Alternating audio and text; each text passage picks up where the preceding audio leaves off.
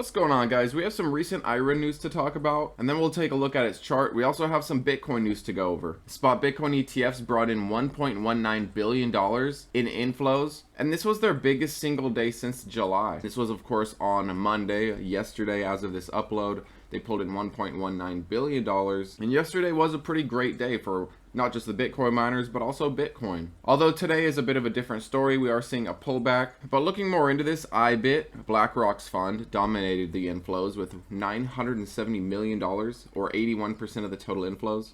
Fidelity saw 112 million, Bitwise saw 60 million, and this was the highest single day inflow since July 10, which pulled in 1.18 billion. And I won't read every little bit and piece here, but one analyst, Nick Puckrin, believes this is institutional investors trying to play catch up, looking to go into risk off hedges because of this US government shutdown. Another point to his thesis is that we've been seeing a rally in gold over the last week. And he believes that these inflows, in fact, are institutional players and not retail. Retail is sitting on the sidelines. And this massive inflow allowed IBIT to achieve a major milestone, overtaking one of their legacy funds to become its highest revenue generating ETF.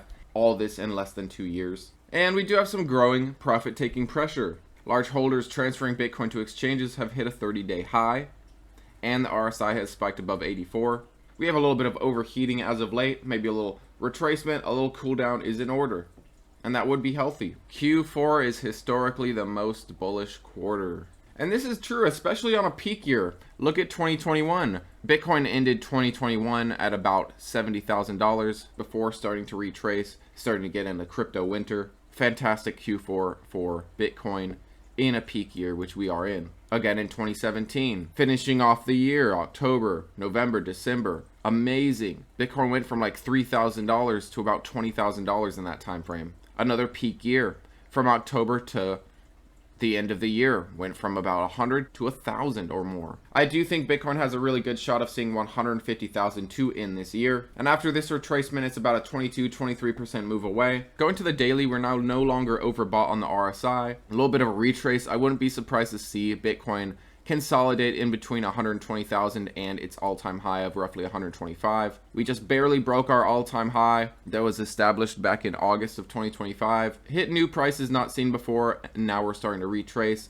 I do think we'll get a bounce around 120,000, which was a previous strong resistance back in late summer. So look for a bounce at 120,000. Also, we had an indication that we were due to cool down. We saw a bearish divergence on the RSI. We saw the RSI starting to hit lower highs while Bitcoin was still hitting higher highs. Could this be what the market is reacting to? Possibly. Could be part of it. There's nothing wrong with a little retracement, a little retest of some previous levels that we broke out of, such as 120,000 like I mentioned. Flip this as an actual support. It hasn't really been a support before. Here's its opportunity. Now I do want to talk about Iren and some recent news regarding multi-year AI cloud contracts. They signed multi-year cloud contracts with leading AI companies for NVIDIA Blackwell GPU deployments, and they expect $500 million in annualized run rate revenue from these 23,000 GPUs. And so far, customer contracts have been secured for 11,000 of the 23,000 GPUs, or about $225 million in AI cloud annualized revenue run rate, and expected to be in operation by the end of 2025. And one thing that's so big about Iren, why it's so exciting, is they have so much capacity.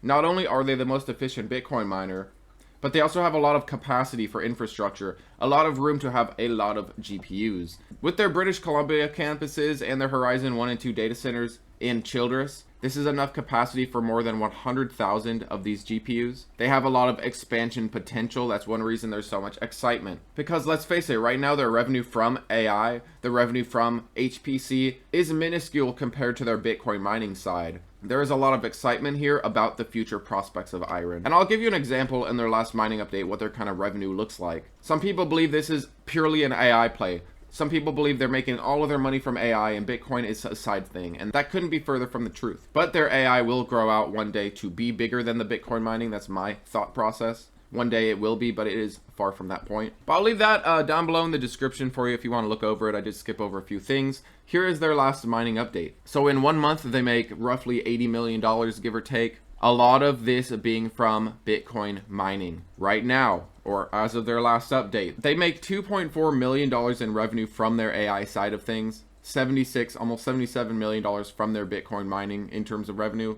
Of course, the profit margins from the AI are so much larger. That's one reason it's so exciting. Once they do get the ball rolling on this AI, it'll take them about 2 years or so to pay off the GPUs they purchase from once the GPUs get started. The reality is with Iren is their AI side is still very small. There's a lot of expansion coming that isn't being translated yet to their revenue. We have to wait for that. There's a lot of future growth being priced in my opinion, a lot of hype, a lot of retail excitement. And one of my recent Iren videos where I was saying it's due to cool down at some point, it's definitely heavily overbought. It's the most overbought it's ever been on not only the weekly, the monthly, the daily, etc. That was one of my most disliked videos. Like, it had like 4 or 5 dislikes on it. And go over to any socials regarding Iren. Literally all of retail is extremely excited. People are like, it's going to be $100 in 2 weeks. And you got to ask yourself, from this price, from $58, how many multiples are you expecting? Are you expecting another double, a triple? Are you expecting a 5x from here to bring Iren to $250 or something?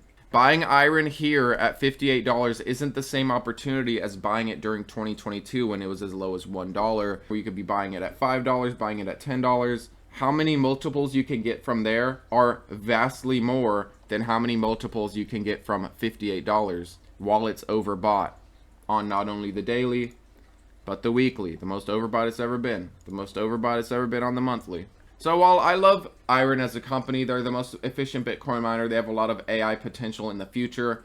A lot of this growth is already being priced in. This is one of the highest priced Bitcoin miners out there, if not the highest price. Something like Mara, who holds like 50,000 Bitcoin versus Iren's nothing, has like half the market cap. So I do think there are better opportunities out there.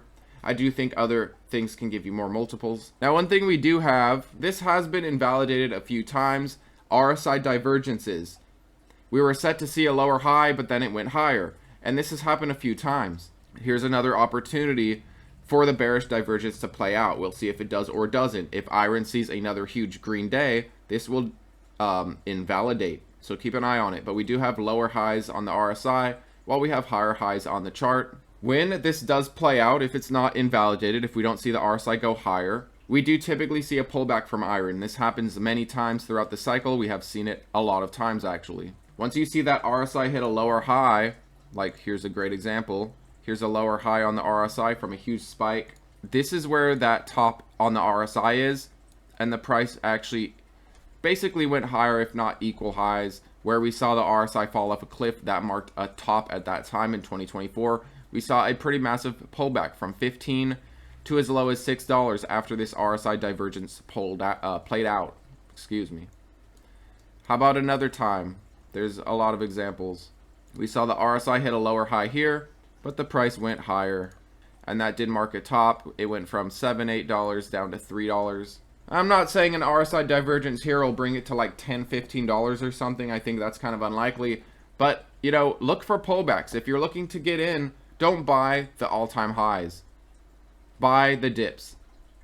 If you feel like you have to have this. If you're catching FOMO and you feel like you need to own Iren, you've just been seeing nothing but green, you got to get in, you got to have a part of this.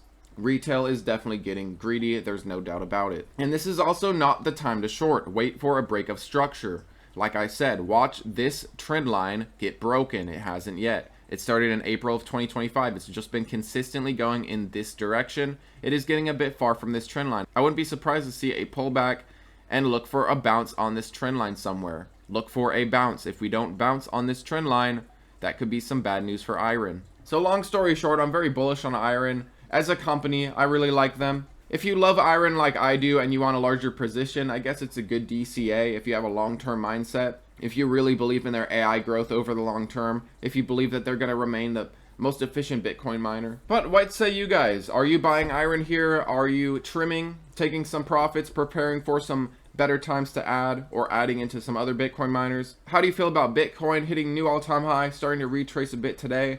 We saw some massive inflows recently. Last week was amazing for inflows. We are getting through October, Bitcoin is still up 5% here, despite its pullback today. But yeah, this is the end of the cycle. This is where things get really exciting, where we see things rally, where we see a lot of hype and excitement. Remember to take profits and get ready for any pullbacks. Get ready for the bad times. These are clearly some good times. This is clearly a little bit of greed flowing through. No one is fearful right now. The best times to add is when people are fearful. That's just my thought process. But let me know what you guys are thinking. Thanks as always for watching, guys, and I'll see you on the next one.